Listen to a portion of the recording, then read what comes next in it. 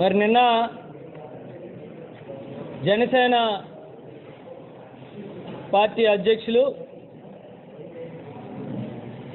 పవన్ కళ్యాణ్ గారు పెందుర్తిలో ఒక సభ పెట్టడం జరిగింది. సరే, ఎన్నికలు దగ్గర పడుతున్నాయి. ప్రతి రాజకీయ పార్టీ కూడా వాళ్ళ విధి విధానాలు, రేపు అధికారంలోకి వస్తే ప్రజలకు ఎటువంటి మేలు చేయాలనుకుంటున్నాం, ప్రజల్ని కష్టకాలంలో ఏ రకంగా ఆదుకుంటాం అనేటువంటి పద్ధతుల మీద మాట్లాడడం సహజం. దానికి భిన్నంగా అనడానికి లేదులేండి.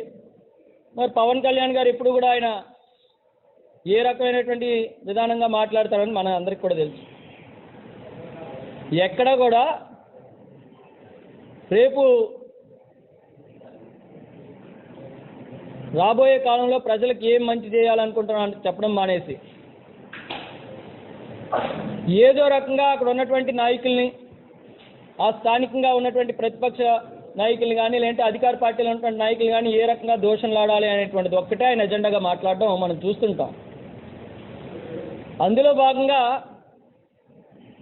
నిన్న ఆయన స్టార్టింగే ఇక్కడ ఉన్నటువంటి ఎమ్మెల్యే అదీప్ రాజ్కి ఎందుకు భయపడాలి అని అడుగుతున్నారు. సార్, నన్ను చూసి ఎందుకు భయపడతారు సార్? నేనంతా నన్ను చూసి భయపడటానికి?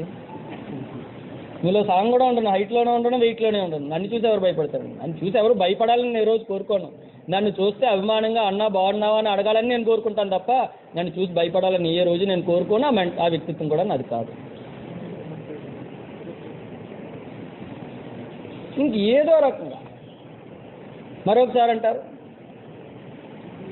ఎవరైనా ఇల్లు కట్టుకుంటేనంట అదీప్ రాజ్కి ట్యాక్స్ పే చేయాలంట. మీరు ఎవరో చెప్పిన మాటలు వినడం కాదండి పవన్ కళ్యాణ్ గారు, ఒకసారి మీరు వాస్తవం తెలుసుకోండి. ఎవరైనా ఇల్లు కట్టుకుంటున్నారు పేదవాళ్ళని తెలిస్తే ఎదురుగా సాయం చేసి వాళ్ళు ఇల్లు కట్టుకోవడానికి ఉపయోగపడేటువంటి వ్యక్తినో, కట్టుకున్న ప్రతి ఇంటి దగ్గర డబ్బులు తీసుకునేటువంటి వ్యక్తినో ఈ నియోజకవర్గం ప్రజలందరికీ కూడా తెలుసు. మీరు వచ్చి కొత్తగా చెప్పాల్సిన అవసరం ఏం లేదు. పాపం ఈయనకి ప్రతి దిక్కా కూడా స్క్రిప్ట్ అన్నది అలవాటు అయిపోయింది. అక్కడ చంద్రబాబు నాయుడు గారు ఇచ్చినటువంటి స్క్రిప్ట్ చదవడం, ఇక్కడ స్థానికంగా ఎవరేం చెప్తే అది మాట్లాడడమే తప్ప ఉన్నటువంటి వాస్తవాలను తెలుసుకొని మాట్లాడితే కొంచెం బాగుంటుంది అని మేమైతే భావిస్తున్నాం.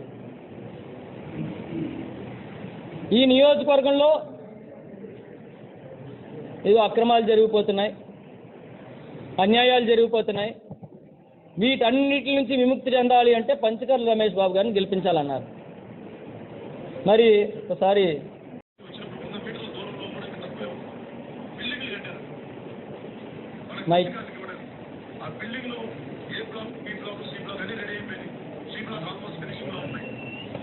మీకు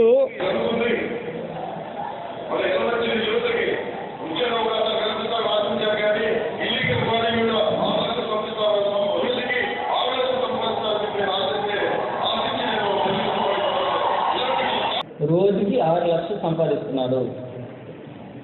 ఆయన చెప్పినటువంటి మాటలే, ఇది నేనన్నది కాదు.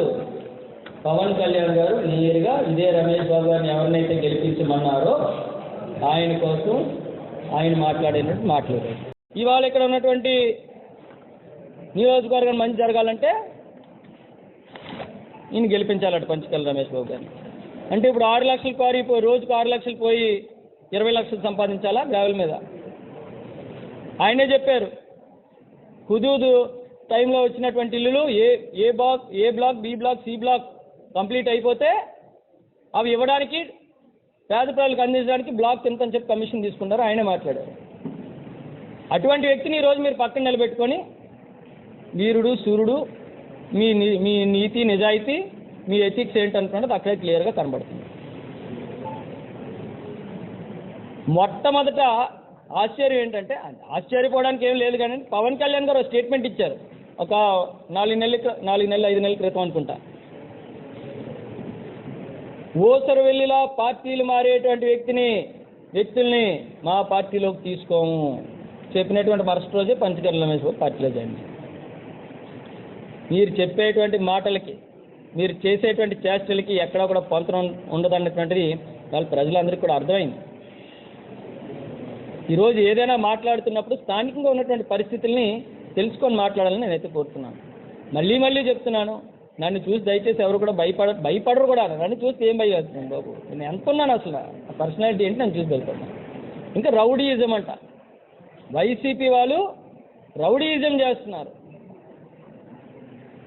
ఈ 5 సంవత్సరాల్లో ఎక్కడైనా వైసీపీ వాళ్ళు దౌర్జన్యం అని కానీ, ఏదైనా టీడీపీ లేదంటే జనసేన కార్యకర్తలకి హాని జరిగిందని కానీ ఒక్క సంఘటన అయినా మీరు చూపించగలరా?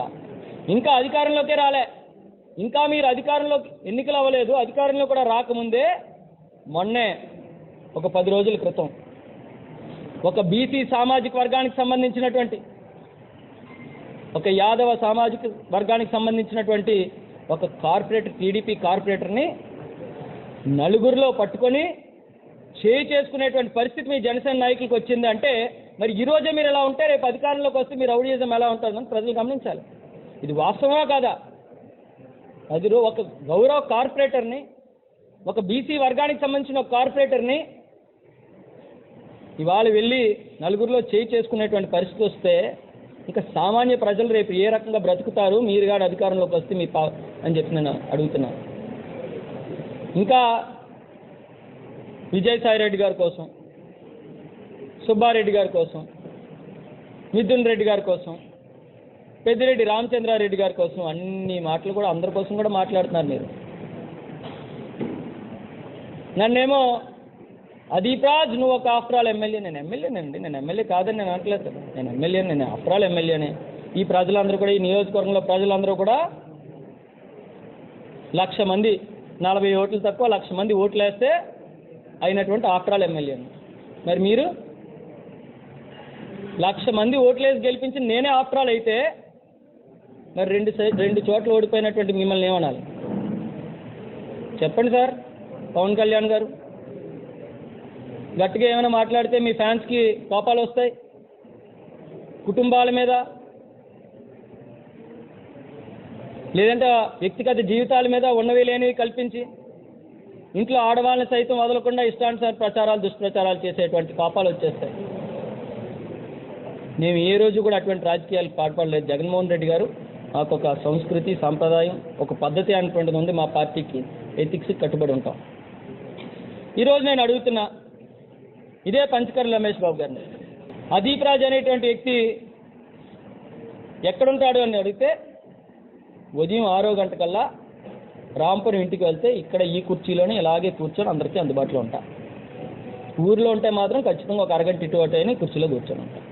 ప్రజలకు ఏ సమస్య వచ్చినా, ఎటువంటి ఇబ్బంది వచ్చినా, వాళ్ళ సంతోషాన్ని పంచుకోవాలన్నా, బాధను పంచుకోవాలన్నా అదీప్ రాజ్ అనేటువంటి వ్యక్తి రాంపురంలో ఉంటాడు. ఇవాళ ఇదే పంచకర్ల రమేష్ బాబు గారు ఎక్కడుంటారు? ఆయన కలవాలంటే ఎక్కడికి వెళ్ళాలి? ఏ రకంగా ఆయనకి సమస్యలు చెప్పుకోవాలి ప్రజలు? నేను పుట్టింది ఇక్కడే, పెరిగింది ఇక్కడే, నేను చదువుకున్నది ఇక్కడే, నా కుటుంబాలు ఇక్కడే, నా వ్యాపారాలు ఇక్కడే. మరి మీరు ఎక్కడుంటారు? నేను ఈరోజు చెప్తున్నా, నేను రాజకీయ జీవితం ఈ వైఎస్ఆర్ కాంగ్రెస్ పార్టీలోనే చివరిదాకా కొనసాగుతుంది, పెందుర్తి నియోజకవర్గంలోనే చివరిదాకా కొనసాగుతుందని నేను చెప్పగలను. మీరు ఆ మాట చెప్పగలరా? పంచకర్ల రమేష్ బాబు గారు ఆ మాట చెప్పగలరా? ఈరోజు ఎన్ని పార్టీలు, ఎన్ని నియోజకవర్గాలు?